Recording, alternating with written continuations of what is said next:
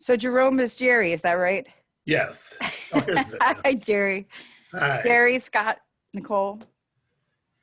Nice to Hi. see you.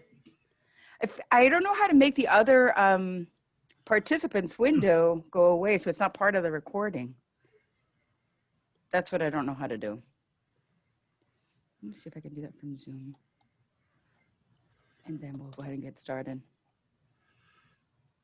I don't know if I know Scott. Hi, Scott. Uh, Hi, I Jerry. think I know of you. Were you represented by Alice Jennings? Yeah, we can talk about that some other time offline. Yeah, I do a lot with Alice Jennings. Yeah, I've been meaning to follow up with you, so we can exchange numbers. Oh, okay, fine. Yeah, I know Alice and Carl I knew Alice before she was in law school. We were demonstrating when she was taking over the black students clinic.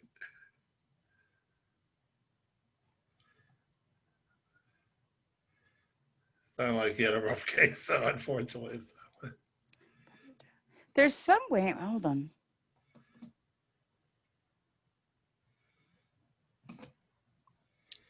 Yeah, many people in Detroit know me from having worked with Grace Lee Boggs for a number of years. And yeah, I knew Grace, but I you know, we kind of worked in different circles.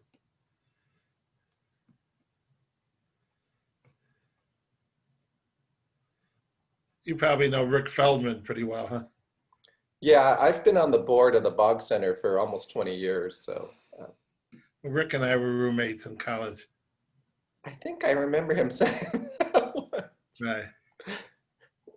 We've had our, you know, we have some differences with the Boggs, but you know, it's all within the realm of the struggle. All right, so it seems like participants' video, I can't control that. It's locked by the university. I should use my other account to set up the meeting. Now I know. But it looks like we're going to have to go through the, oh, I know what we could do. We could have a different view. We'll have the speaker view. Make sense? Whatever works. What do you see right now? I see you. Okay. And then I see at the top of the screen, Scott, Amanda, Ellen Carbajo without a picture, and Kiera Davis. Okay, so I will pin you to the main. If I do this, do you see? Yeah, there, that's what I have to do. I got it. All right, perfect. So let's go ahead and get started. I'm so excited that you're both here. Welcome, Scott Kurashige. Welcome, Jerry Goldberg. You both have done really great work for Detroit. And because we don't have, you know, so many friends in the world, I'm glad that you are speaking up for Detroiters, especially when, you know, I'm disheartened to see news reporters talking to Detroiters and Detroiters saying that they don't feel heard or represented. So thank you for trying to intervene in that story. I want to introduce Scott Kurashige, the author of The 50-Year Rebellion, a book that talks about exactly what the subtitle is, how the U.S. political crisis began in Detroit. So Professor Kurashige, you say the U.S. political crisis began about 50 years in Detroit. So some people don't feel that we have a crisis. I'm hoping that you can help define what the crisis is and what it is about the city that helps us understand it. Thank you. And thank you for having me, and thank you all for joining us. So I want to try to put this into context, right? Because obviously we're talking a lot about conflict right now with an election coming up and, you know, jockeying for power, Republicans and Democrats, Trump and Biden. And obviously there's been a lot of tension and conflict in Detroit, but the bigger picture is there's a systemic crisis, right? It predates Trump. It's bigger than Detroit. There's a systemic crisis that's economic and political and really cultural in nature too. Sorry, I just disappeared from my own screen. And that crisis really is a crisis of the system of capitalism. There was a liberal model of capitalism through the middle of the 20th century. Basically, capitalism through the New Deal saved itself from the threats from communism on the left and fascism on the right. And we ended up with a model that was sort of capitalism with reform, that admitted there was inequalities, but started to create greater standards for working people, for oppressed people, people of color, women, And the idea that liberalism offered was, well, the system may not be perfect, but gradually over time, we can make it better. We can include more people. We can increase their standard of living, give them more rights, give them, take care of the poor.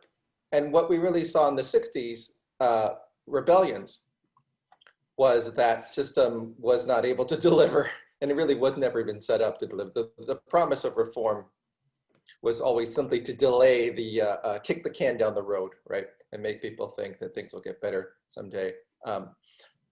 We clearly are in a political state today where, I mean, the ruling party right now in office has no even pretense that it's going to fix things down there, and then it's going to shift things more to the right down the road.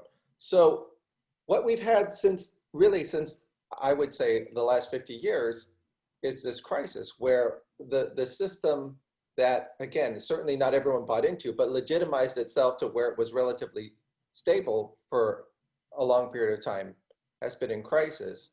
And there's been intense competition over what comes next, right? There's some people that still have a stake in the old order, but as we can see, there's much more range of opinion politically out there now. And that includes, of course, more options for people on the left and these extreme, dangerous, violent, factions, tendencies, movements on the far right. And this is not just a US phenomenon, right? It's a global phenomenon. It has to do with, again, the real structural contradictions built into capitalism. Capitalism is not set up to be a system to serve everybody. It's set up to make certain people profitable. It's set up to make property private for some, and for others to, have their labor exploited, or to have their bodies as well as their property dispossessed from them.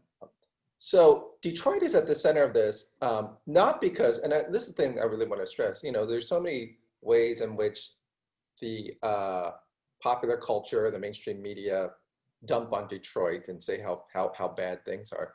The reality is Detroit was at the center of this crisis, or the epicenter of this crisis, because it had such a strong, it really had a uniquely strong labor movement and a uniquely strong civil rights and Black Power movement, really. So the real question is, not why are things so bad in Detroit, right? There's a narrative that somebody says everything was great until, Black politicians replaced white mayors, and so now we need to go back to having a white mayor.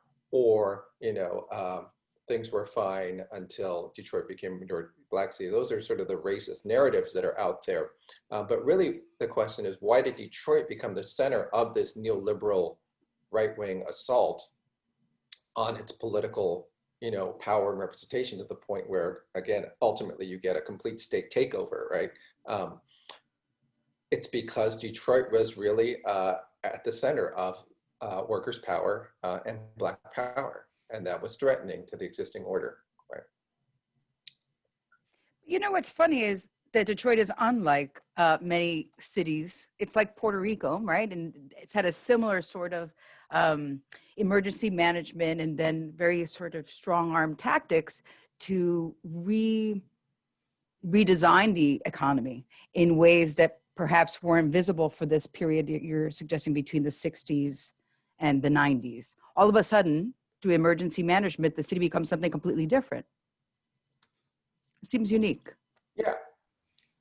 Well, it is in the sense that this particular form of bankruptcy on a municipal, scale was unprecedented, and the systematic way in which the governor and the emergency manager came in and took over Detroit obviously is on a bigger scale than what's happened in other cities. So obviously it's also happened in other cities in Detroit, particularly in cities with predominantly Black populations. But it's not separate from what's going on elsewhere, right? It's a more intense, aggravated manifestation of what's going on. I mean, literally now we have a president in office who's saying, people just voting is not a legitimate process, right? I mean, denouncing the possibility of any election outcome in which he doesn't win. I mean, this is what we see dictators, authoritarian rulers all over the place doing. And it's simply a way of saying, I want to get my way. I want to impose my power on people, whether that's done democratically or not, right? So the emergency management law, and remember the whole state of Michigan voted to overturn that law. And then it was reinstated by the lame duck, GOP controlled legislature and signed by the governor. So these are policies and things being implemented, laying off workers, gutting union power, gutting pensions. These things were all happening. These were all extremely unpopular things that were being imposed, right? And so if you had subjected them to democratic majority decision-making, they most likely wouldn't have happened, right? Similarly right now, I mean, we have ways in which, the Senate can pass things and do things without representing a majority of the country. You can win the presidency, right? With electoral votes, but without winning actually a majority of the people's vote. And so it's a response to the crisis. It's what many would call a counter-revolutionary response to the crisis, try to turn things backwards against the will of the majority.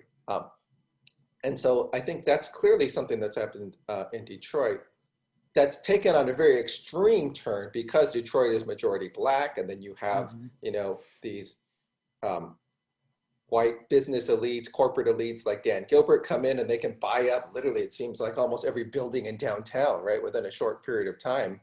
Whereas at the same time, you have tens of thousands of working class Detroit, particularly African-American homeowners, losing their houses to foreclosure.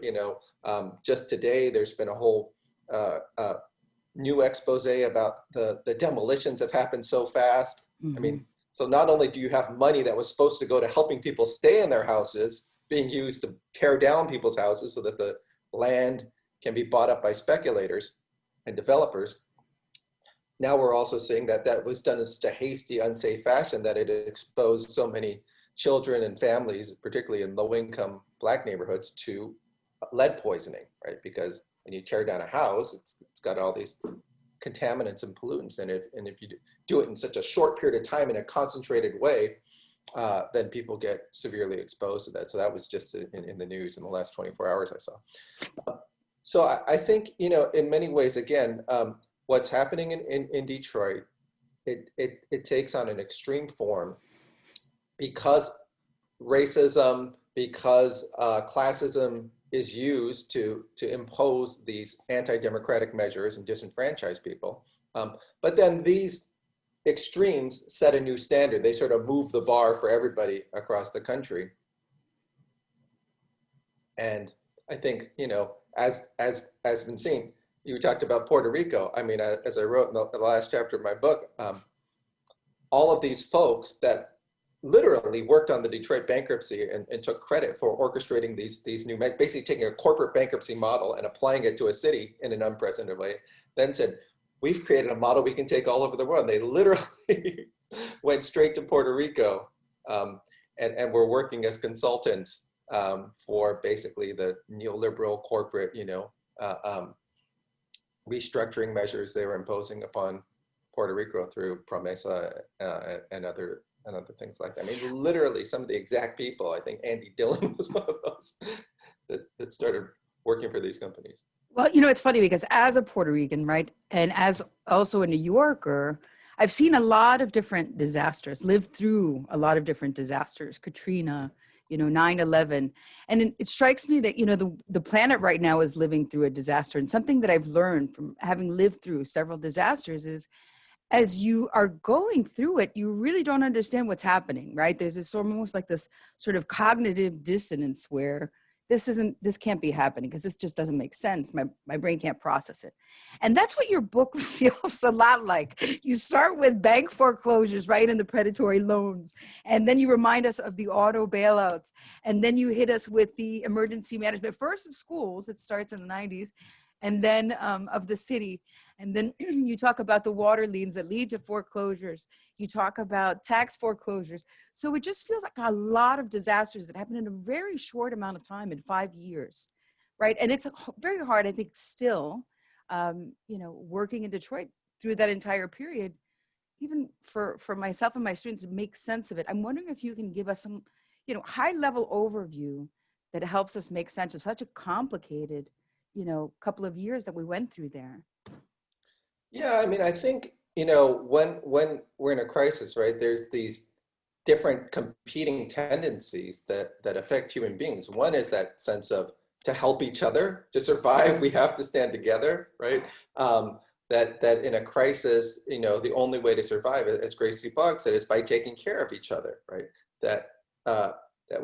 And on the other hand, there's this sort of bunker mentality, or this gated community mentality, or there's that couple in St. Louis that pulled out their guns when they saw Black Lives Matter protesters in St. Louis. There's that sense of, somehow it's that desire to fight and individualize your sense of survival, right? There's the people that when the pandemic first hit, started sewing masks for other people and donating things to doctors and nurses and first responders. And then there was others that went and hoarded all the supplies of hand sanitizer and toilet paper that they got. I think there's always those competing tendencies, and we're always trying to balance those to survive as a human society. But we have a system that's been in place that rewards the individualist, greediest tendencies. And so what we had in Detroit became the model of this. We had reforms, we had policies, we had laws, measures that were put in place to check those extreme impulses towards exploitation, greed, and individual wealth. I mean, it used to be, if you were a worker and your hand got cut off, you could be fired or sent home or had your pay docked, right? Because you lost fingers on an assembly line. We had labor laws, we had labor movement, we had union standards, workplace standards, occupational safety standards, right? And since really the last 50 years, there's been a trend in the other direction, to where not only are we losing those reforms, but we're losing those reforms in the name of strengthening the people who most want a sort of dog-eat-dog capitalist system where the rich prevail, and the others simply have to, whatever, beg, borrow, and steal just to survive, right? And so the Detroit bankruptcy and state takeover, in many ways, was an extreme acceleration of that trend, right? Detroit, because it still has some strong unions, because it still had some strong, voter base for these workers' rights and civil rights protections. The emergency management really was a way to sort of wipe away all those rights, take away those, disenfranchise those voters, and disempower those workers and their unions, so that this single figure, corporate bankruptcy attorney Kevin Orr, doing the work of corporations and Republicans in Lansing, could simply come in and write the rules however he wanted, right? And so we saw, right, a really dramatic shift happen in Detroit in a very short period of time. But those are sort of longer term trends, and then a really short term acceleration of them. And again, so it's not what happened was separate from what happened previously, and it's not separate from the trends happening throughout the country. Right? As we can see, voter suppression is a trend throughout the whole country. So, saying that your city council and mayor have no power anymore was an extreme version of saying your votes don't matter. But it's not separate from what's happening in Georgia or Texas, where I live right now, where governors tried to shut down ballot drop-off boxes and so on. You do make an issue of talking about all of the different fees that the contractors made during the emergency management, during the bankruptcy. I think one of the numbers I heard was 200 million in all of those fees, and the bankruptcy fee was about 700 million. So it represents a big chunk of, an already tough situation. How do we make sense of those fees that continue to, as you point out, go with Promesa to Puerto Rico? Yeah, I mean, again, it's like with these demolitions. There's a Mhm. proposal right now for what, another $250 million in demolition money. They've already spent over, something like Mhm. 200 quarter billion from the sort of the TARP stimulus bailout funds from when Obama was president, that they redirected again towards demolition instead of helping people have Right. funds to basically avoid foreclosure, right? To help pay off their loans, their mortgages.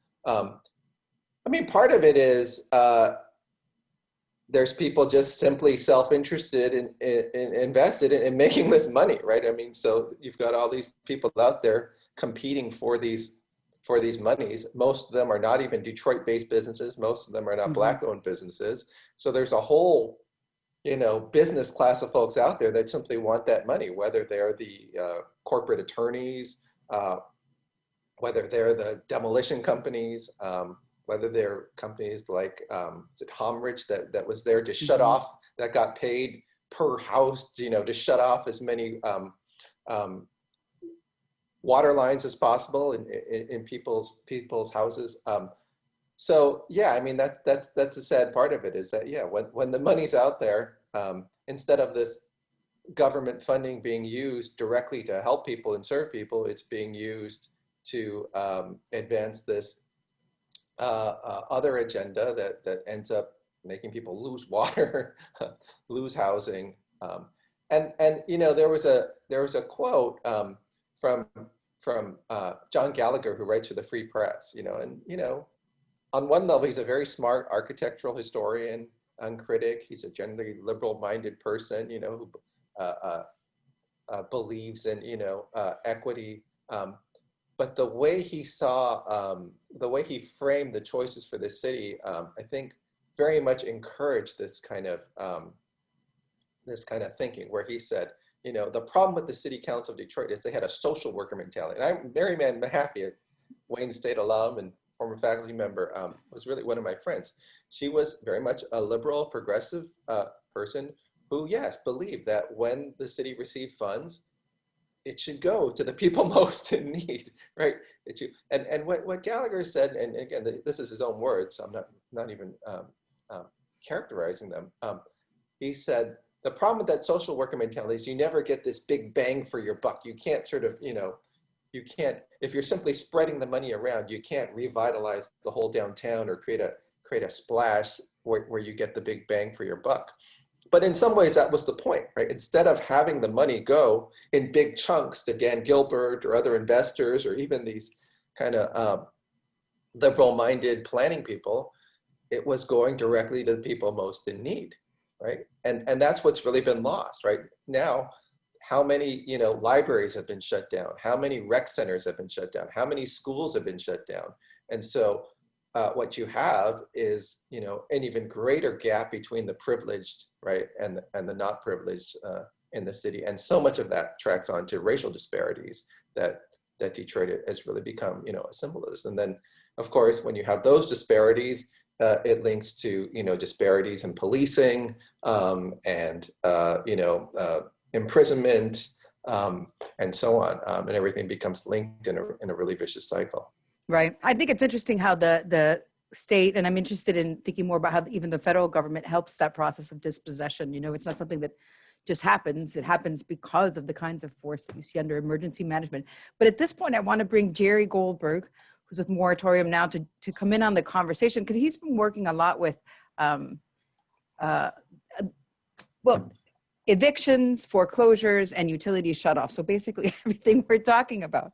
And I wonder, Jerry, what take you have on the conversation thus far? Well, I mean, I agree with much of it. My own history is a 50-year history in Detroit. I moved to Detroit in 1970. I was part of SDS in Ann Arbor. became a revolutionary when I was in college. And I moved to Detroit with a lot of fellow revolutionaries, because we understood that the revolution wasn't going to come through the students, it was going to come through the working class. And when I moved to Detroit, it was in 1970. And as Scott said, in 1970, Detroit was a heyday. Detroit was a center, really, of the Black liberation struggle, in many ways of the revolutionary struggle. I became a revolutionary because at that time, worldwide, oppressed people that were fighting US imperialism, by and large, were Marxists and socialists all over the world. The Vietnamese were defeating the US, led by the Vietnamese Communist Party.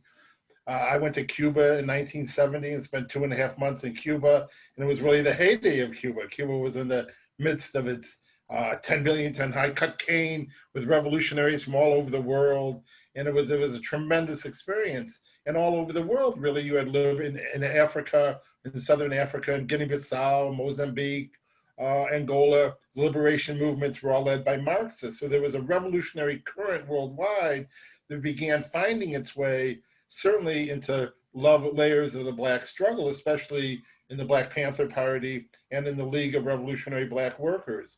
Detroit was a particular center of that movement because it was the place where the Black liberation struggle merged with the worker struggle, primarily because there were so many Black workers in the auto plants.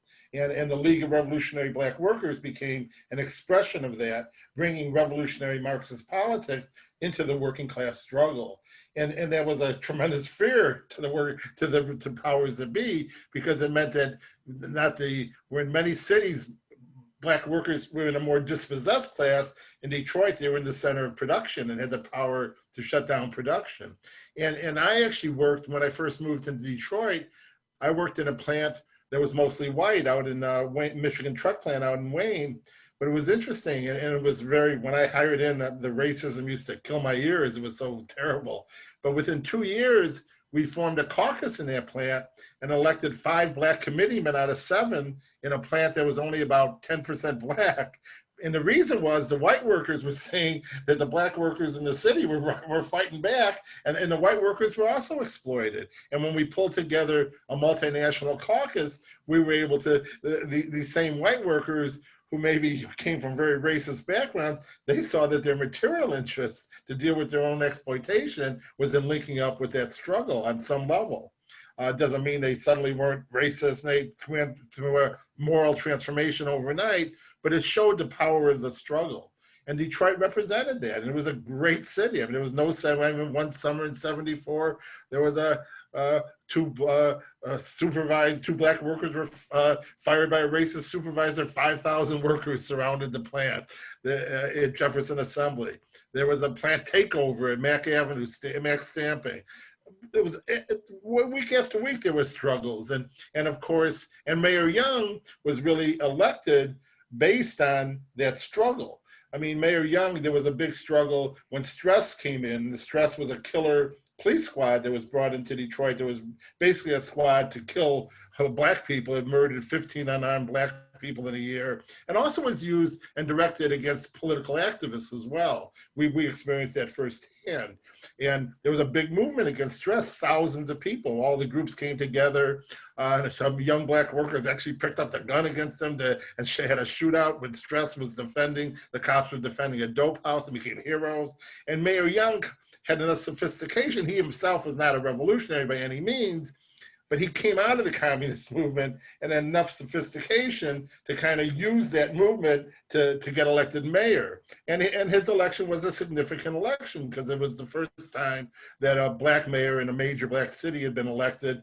And as Scott said, the city council at that time in Detroit kind of had the characteristic more of what you saw in Europe, where you had more what they call social democratic regimes that had that was still for the capitalist system, felt the need for reform. And really our leadership came out of this, and all of them came out of the struggle. We had Marxist city council people, Ken Cockrell, we had a Marxist judge. It was a different city than almost any city. And what happened was, in my experience, is in the late 70s, the auto companies, when Chrysler went bankrupt in 1979, it signaled the beginning of major restructuring of auto and the elimination of tens of thousands of jobs through automation, as well as through much more intense globalization and movement of jobs overseas, which was based in Detroit, was 70% African-American, I believe at that time, decided to do that, decided to do its restructuring. They saw that as an opportunity to destroy the base of the Black workers in the city of Detroit. So what Chrysler did is they conducted their restructuring by shutting all their plants in Detroit except for one, and keeping all their plants in the suburbs open. And so, it carried out the restructuring on the backs of the black workers of Detroit, and in many ways destroyed the base, the power base of the black workers in Detroit, which in many ways would distinguish Detroit from other cities in its role in the black liberation struggle. And there was a fight against it. There was a lot of resistance to it. There was Angel Davis came in. It was a big resistance to it. But the UAW leadership, in my opinion, they viewed it as the lesser of two evils. They had no program to challenge the restructuring, and they also feared the strength of the militant black workers as becoming an alternative power base to the leadership that existed then. So they kind of let that restructuring go on, and they refused to challenge the shutdown, the vicious restructuring in Detroit. And it had a big impact. It changed the character of Detroit at that time from a city where black workers and black youth could get a job in an auto plant, make a decent living, albeit in a very exploitative job. Those jobs were taken away. And Detroit went from a center for where black people made a relatively decent living relative to the rest of the US to a city of poverty. And at the same time, Ronald Reagan got elected, and Ronald Reagan's program was the complete destruction of social programs on behalf of tax breaks to the rich and the buildup of the military. And Reagan particularly hated Mayor Young, who always called him, I forgot the phrase he had, prune face. And so all the federal funds that came into Detroit that could be used to alleviate the poverty were completely eliminated. And there was literally an economic boycott of Detroit where no jobs were brought into Detroit during the period until 1990. It was like, it wasn't a whole lot different to what the ruling class did to Iraq, did to Syria, any country that resists, did to Libya, that resists imperialism is subject to that kind of destructive character of imperialism, and that's what happened to Detroit.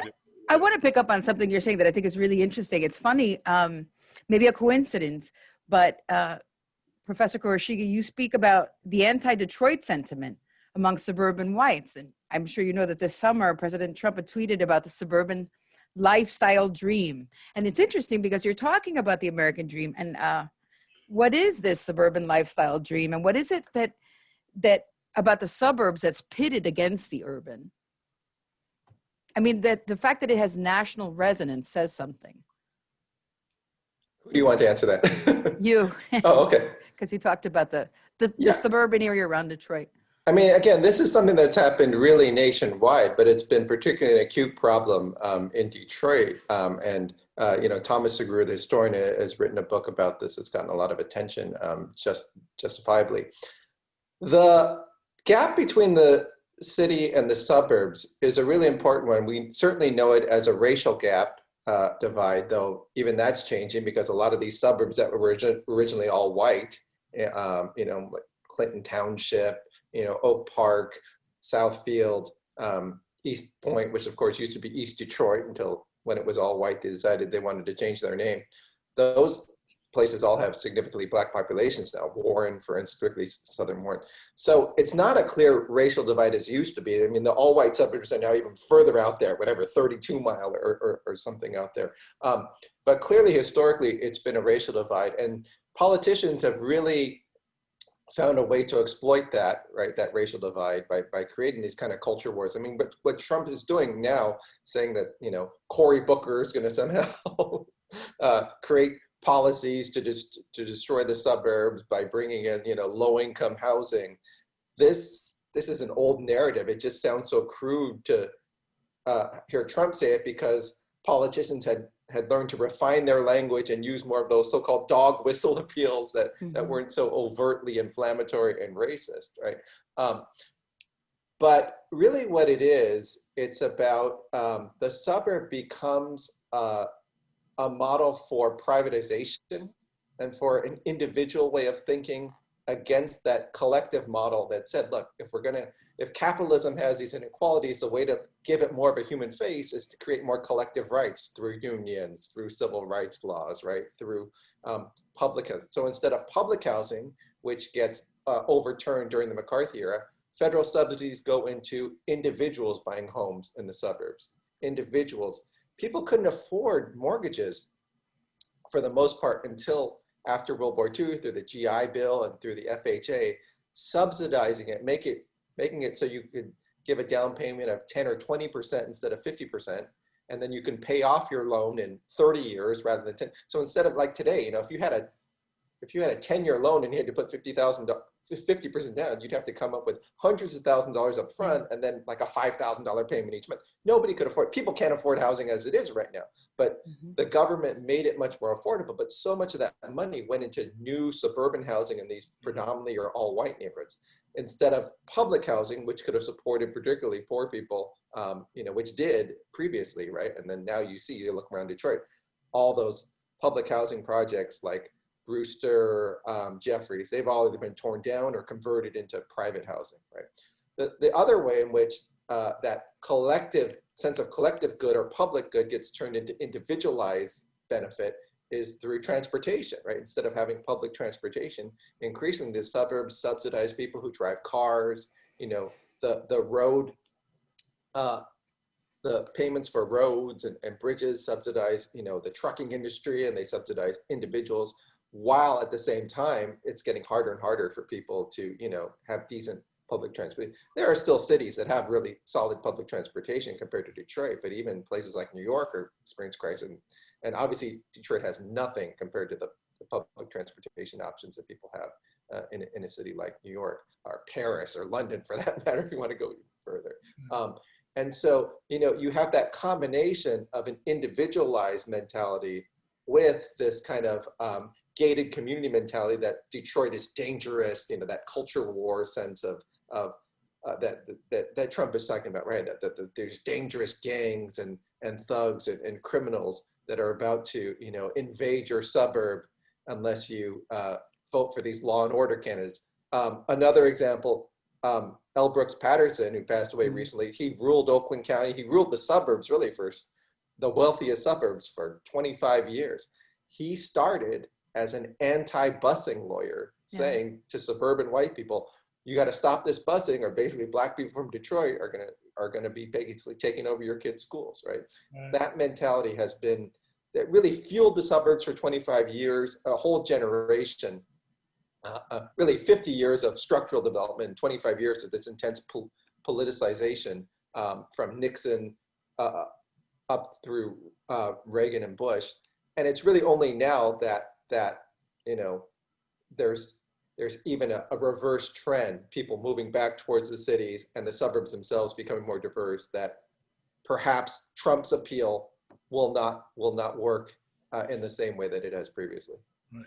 But if I could add to that, there's no question. I mean, there are two other factors I think that contribute to the character of Detroit. I mean, when I came into Detroit, you already had a big move to the suburbs after the rebellion and a lot of white flight from this, and that was characteristic. I grew up in south side of Chicago, and the same thing happened in my neighborhood in Chicago. I grew up in the city in Chicago, and most of the, in actually what it was kind of what they would call a middle class neighborhood, and most of the whites in my neighborhood left for the suburbs within about a 2 or 3 year period, emptied out that neighborhood in the 2 or 3. So that was a characteristic that was kind of a reaction to the rebellions and the racism that was whipped up and blockbusting and all that. But Detroit, even after that began and that process was going on in Detroit, Detroit was not a poor city because the black workers were making a decent living. And that's really important to remember. Detroit was a city where black workers were doing pretty well. It was not a poor city. What turned into a poor city, a center of poverty, was first of all, the conscious destruction of its industrial base, primarily by Chrysler, but then GM did the same thing in the late 80s, and it was done to destroy the power that black workers had in production. And that's very important. So when I was coming to Detroit, it was mostly a black city, but it was a city where, you know, black youth were working, had a decent, were making a living, you know, the unions were strong. It was a great city, and it turned into a poor city. The same people that were making a decent suddenly were thrust with no jobs, and no jobs were brought into the city, and that was a conscious decimation of the city by the major corporations, and especially by the auto companies, and especially by Chrysler and then General Motors. The second thing that happened was that after Detroit somewhat stabilized on a poorer level, by the year 2000, things were getting a little more stable in Detroit. The banks then came in, and the subprime mortgage crisis began in the early 2000s. And the subprime mortgage crisis was brought on by every major bank, because they were looking for a way to make big they kind of maxed out credit cards. They were looking for another way to make big income. And the subprime mortgage crisis, where by selling mortgages that people could no longer not pay, became a source of profit, a big profit, and was carried out in a racist fashion. And that's been established.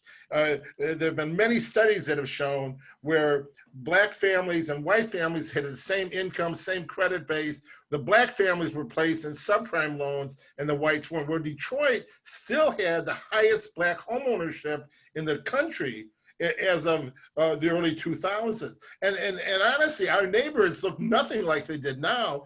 Even with all the industrial decimation, the neighborhoods were still intact. It was a place where people were living in homes. Black people were living in homes in a white, a decent neighborhood. What happened? The banks came in the subprime mortgage crisis. It was a scheme they developed, and it's well documented. There's a great study called Wall Street and the Financial Crisis, which is always worth reading. It reads like The Godfather to me. And what they did is they trained brokers to go into neighborhoods, black neighborhoods, and they would go up to a senior citizen who had their home paid off, say, hey, don't you need a new roof? No problem. We'll sell you, we can refinance your home, and we'll sell you a loan. And for the first couple of years, the payment was an easy payment. By the third year, the loan adjusted upwards to where in many cases, and I saw this personally, the loans were more than the person was getting paid in their Social Security. And it was done deliberately, and it was done because what the banks did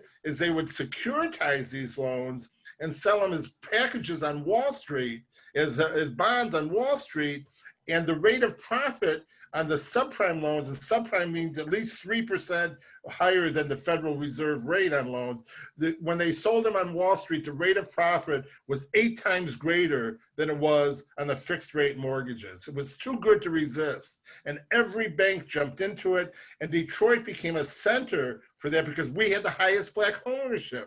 So what happened from the years about 2005 to 2010, we had 65,000 mortgage foreclosures in the city of Detroit. We lost a quarter of our population from 2005 to 2010. And that was when the city had somewhat stabilized and the banks went in, and it was a conscious destruction of the city. And it was carried out, and honestly speaking, and the bailout, and the banks got bailed out to the tune of $700 billion, but that was just a piece of the bailout. The government nationalized Fannie Mae and Freddie Mac, which were like quasi-government corporations that guaranteed all the loans for the banks. So what would happen is when someone got foreclosed on, Fannie Mae or Freddie Mac would buy their loan, pay full value to the banks on that loan. The bank would then foreclose on the home, and then they would sell the home at a pittance for maybe, they would sell the bank got $100,000 on a loan on a home that maybe was worth $20,000. Then they would dump it on the market and sell it for $500 or $1,000. And that happened repeatedly. And I was in court on a lot of them. And unfortunately, most of that was done during the Obama administration. And that's a fact. And that's what happened to Detroit. The banks destroyed. What happened once the banks came in and destroyed the economic base of Detroit. So the next thing they did is they went to the city and they put the city in subprime loans. And they put the city in bond deals that were unpayable. and so the city had these bonds, and so they'd go to the bank, the city, well, you need a bond. So they sold the city what they called pension obligation certificates. They sold these, and to Kwame Kilpatrick, but he was treated as a hero when he bought them. They didn't call him corrupt then. They took him to Wall Street and feted him for them. But these loans were crooked, because what they did is they would tie the loans to what they called interest rate swaps. It's just what they did to Puerto Rico. So they would sell the city an adjustable rate bond, and they would tell the city, look the same banks that sold the bond told the city, we'll sell you a swap. We'll pay, so you don't have to worry about the interest rates going up. You pay us a 5.5% fixed rate on the bond. We'll pay the adjustable rate. Whoever comes out ahead has to pay the difference. Because they were doing this at the same time they were selling these subprime loans, which caused interest rates to collapse to zero. So the city's paying the banks $50 million on top of the regular bonds, and that's what put the city into bankruptcy. And they did the same thing to the water department. That's what started the water. So really, the modern destruction of Detroit was a destruction brought on by finance capital in the banks, by their own greed, and when somebody said, who's a good bank? There wasn't a good bank. They were all rotten to the core. They all participated in it because the profit was too great. Gilbert was the one who originated. He was a loan originator. He gets rewarded now. He wrote most of those loans, and then he would sell them to the bigger banks, because that's what he was. He was a loan originator. So this was a very conscious destruction, and it's just what they did to Puerto Rico. It's just what they did to Greece. It's just what the IMF did to Latin America in the 1980s. Fidel Castro called for canceling the debt to the banks in the early 80s. This is the pattern of what finance capital does, because it sees no boundary, no bound to make profit, and it just literally destroyed our city. And I was very involved with it. We called for a moratorium on foreclosures. Jennifer Granholm opposed it. Jennifer Granholm said when we raised it and we got a bill put in by Hanson Clark, her response was the banks wouldn't like it, and I have that on tape. And I view her as, and then she was the one who helped put in the emergency manager law. And the emergency manager was put in. When the emergency manager was put in, he was put in, if you read the law, what the law said is he had the power to get rid of all sorts of, rewrite all the contracts, but he could not touch the debt service to the banks. That was written into the law.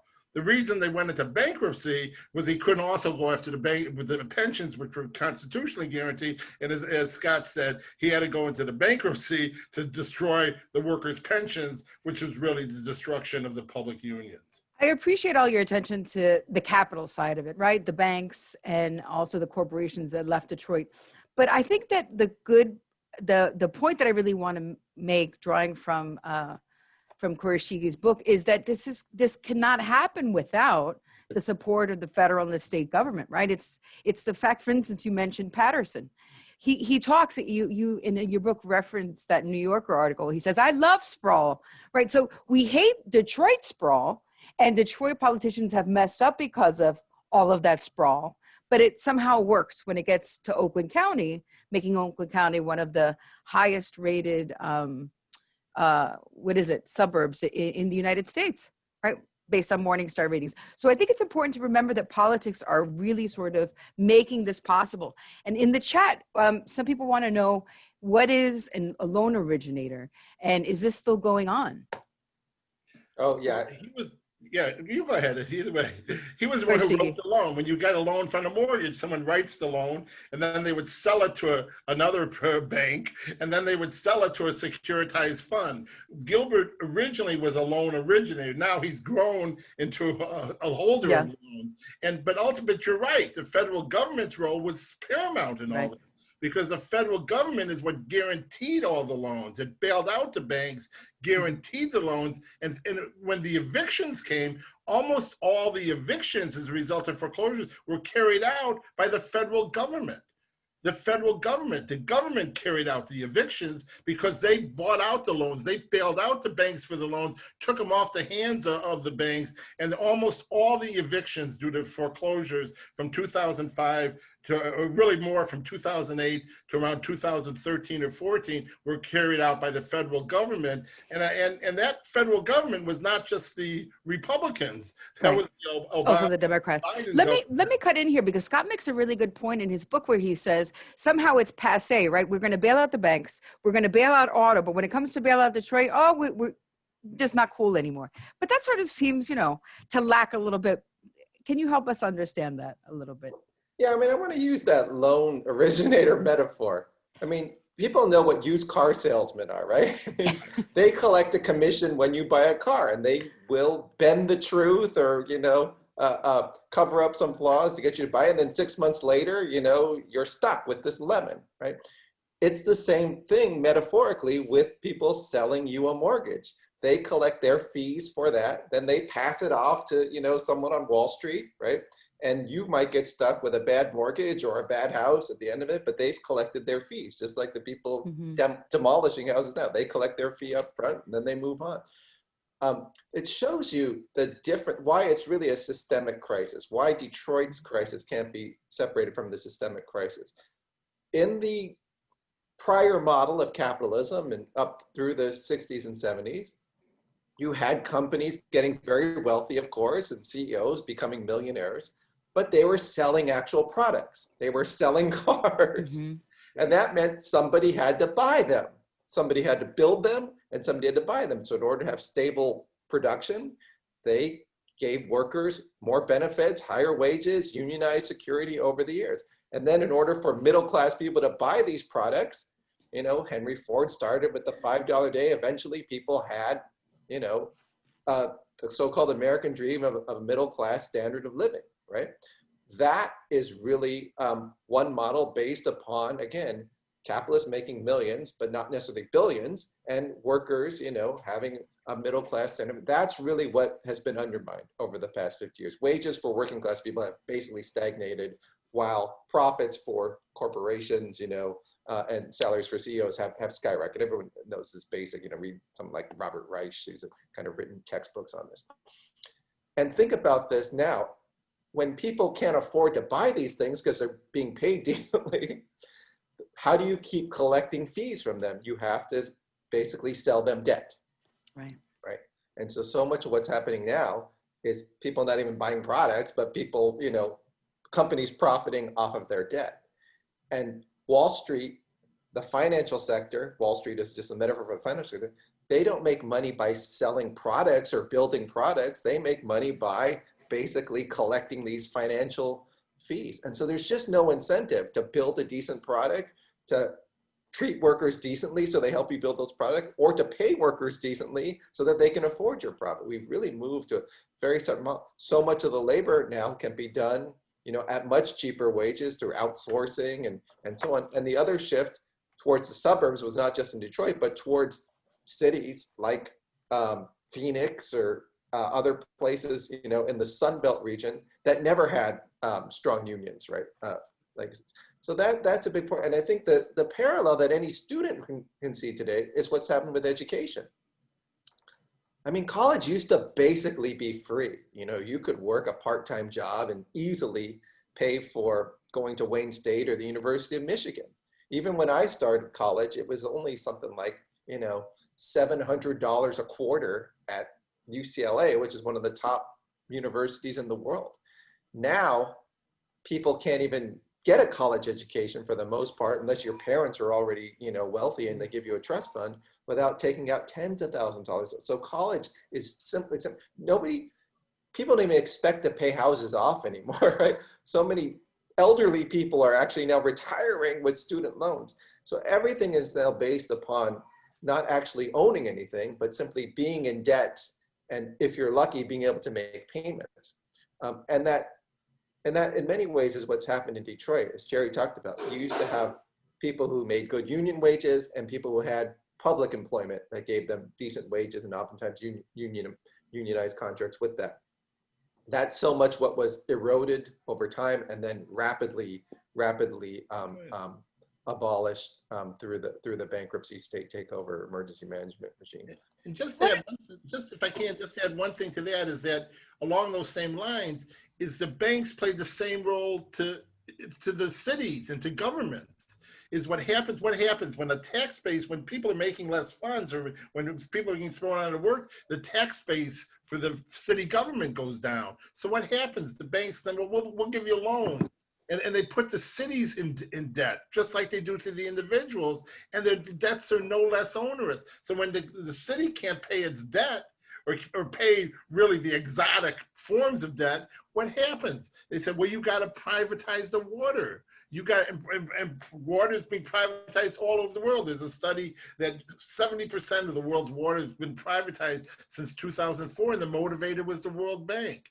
You know, you've got to privatize well, in Detroit, you had to privatize the whole city, but that's been the phenomenon, and that's going on in Puerto Rico. You have to privatize the electrical industry. You have to privatize every segment of the population to pay off debt. It's what they call austerity.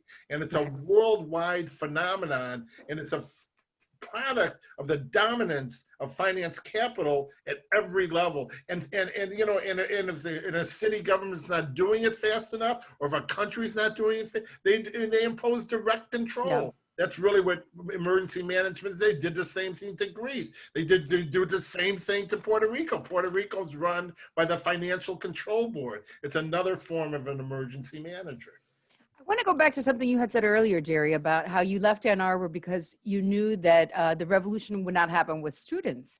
And apropos this conversation about student debt and student loans, I mean, if anything, we saw the power of students, right, young youth, to mobilize, in fact, the planet.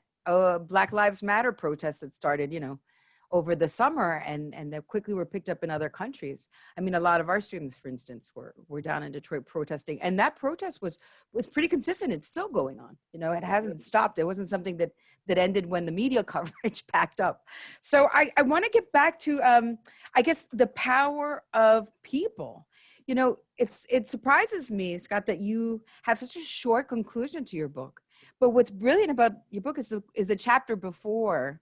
I mean, the book is great for many reasons, but I love the chapter before the conclusion where you talk about Detroit activists. And you point out specifically African-American women activists. You say, for instance, that we're trying to engage the post-industrial proletariat. I wonder if you could talk about, I mean, why Black women? And you know, what is this sort of new revolution about? I think one of the things we're pointing out by talking about a system in crisis is, on the one hand, again, you do have the rich getting richer over this past 50 years, you know, and you have people at the suburbs benefiting at the expense of Detroit, but not in any way that's sustainable, right? As we said, you know, again, it's one thing if you're selling products to the workers who build them. It's another thing if you're simply profiting off people going deeper and deeper in debt, then you have to be bailed out, you know, eventually in order to keep that going. And so really what I'm looking for are who are the people that recognize that this is unsustainable, that's not just unequitable, but it's unsustainable. And how do we create a different model? How do we try to break from the values and practices of that existing system and move to a different way of living, surviving, rooted in solidarity, rooted in people at the grassroots expressing their own sense of power and hope and creativity. So one model of that Detroit's really become known for is the urban farming movement, mm-hmm. right?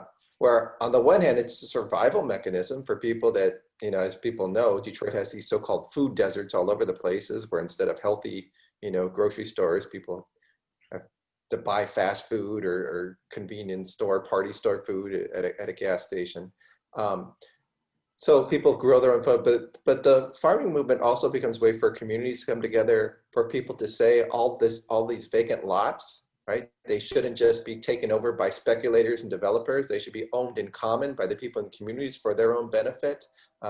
That the fact that there's been all this abandonment actually creates an opportunity for people to reclaim that space so that everything is not owned by some private company or some absentee landlord, right? And then it becomes a way for the elders, so many Detroit elders are Black elders from the South, to connect with youth who don't know from personal firsthand experience how food grows. And so, you know, literally young people are learning, what does it mean to create a sustainable way of living that our ancestors did to survive for, you know, tens and hundreds and thousands of generations before us, right? And so I think that's one example where I think the cultural values and the political values and the values of social justice and racial equity, you know, can all come together. There's other ways, obviously, where it's happening through the movements against police brutality, not just trying to, you know, demonstrate against the police, but also create model forms of abolition, right? And defunding the police, where neighborhoods on their own take care of each other and don't need to call the police. Because it's one of my mentors, Ron Scott, who's joined the Ancestors, who was really who was a founder of the Black Panther Party in Detroit, went on to become really prominent community activist, particularly in the fight against police, as he said. You know, so many of the times when the police are called, and this was the case with I'm thinking, I'm just blanking right now. The case in Wisconsin, right? Someone was called to, the police were called on sort of a domestic argument, and then the police end up actually causing, you know, more violence and death and destruction than preventing it in so many cases. So how do we create models where communities are self-empowered, where they're self-sustaining, where they don't have to call? Those are the kind of models that are particularly coming out of Black women-led formations. So much of the fight for water security continues to be led by Black women. The fight really against emergency management in general has really had Black women at the center. And so, you know, those are just examples of ways in which, again, people don't have to see their situation, although you're up against the odds, against people with power and money.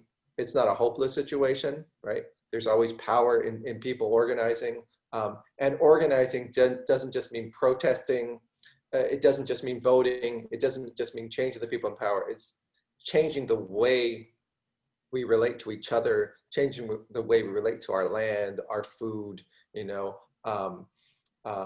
our work, so that it's not that, so that we're disempowering the privatization forces that want to own and control everything and act like you know, we have no power.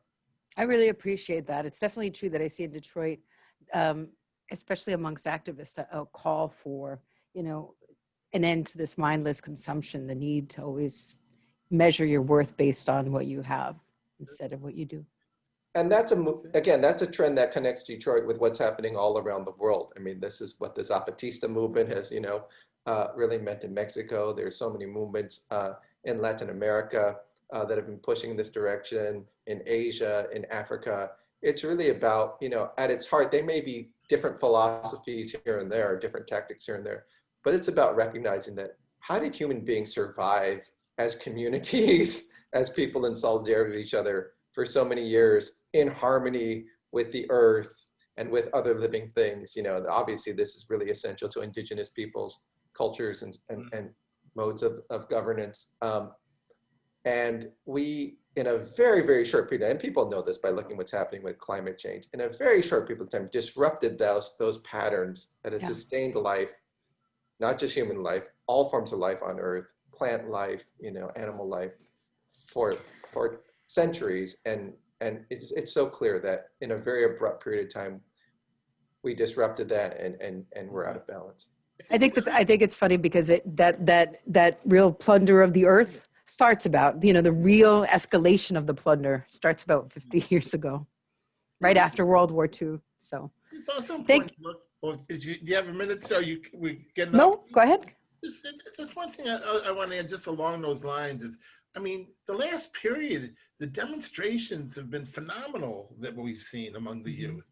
And one of the things that's been so great about it is, in all my years of activism, I've never seen I mean, I came in where the war was the motivator, and people were faced with having to demonstrate. They were faced with going to war, and it was a real motivator for why you hate, you know, and it produced a lot of young activists on a multinational level. But what's phenomenal in these demonstrations is to see so many multinational youth and white youth marching behind Black leadership around a fight that's led by around Black Lives Matter.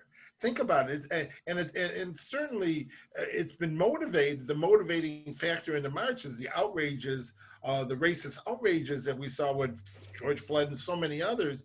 But why is it that you? But think of, we've had marches for Black Lives Matter in Howell, Michigan. That's traditionally the center of the Klan. There were thousands of people. I went up to a demonstration in Royal Oak. Thousands of people, almost all white, marching for Black Lives. Man, why is this happening now? I think in part it's because white youth are also seeing no future in the system. Like Scott said, you come out of school now, you have thousands of dollars in debt. You can't find a decent enough job to just pay off your debt. Wages in general have been lowered for all sectors of the economy. Adjunct professors can't make a living anymore, right? They're organizing. And I think it's creating the basis for unity, for class unity. And what the ruling class relied on for many years was being able to pay whites enough money to basically buy off their passivity in the face of capitalism. And they did, it was a worldwide phenomenon. Lenin used to call it the aristocracy of labor, but that's gone. The capitalists are so greedy now that they don't pay anyone a decent wage. And it's in the era of technology, they don't feel they gotta pay anyone a decent wage. So what we're seeing is this lowering of standards, and it creates the basis for unity. And it's led by those who are the most oppressed by the system just because of their race or nationality. But it's a wonderful phenomenon to see. It's bringing in many, many more people. And it's going to assert itself, because while the working class may not be industrial, what are they building now? Now they're building warehouses for, like Amazon builds these warehouses. Well, to me, it's almost like the industrial workers of the 30s. This is a new proletariat. And I believe the power is going to exist to really challenge the system. And I think this new phenomenon, and they're not interested, be honest with you, these youth aren't interested in getting sucked into voting for the lesser of two evils. They want to challenge the system. And I think it's a healthy phenomenon. And for someone like me, who's been a revolutionary all my life, I've never been more optimistic.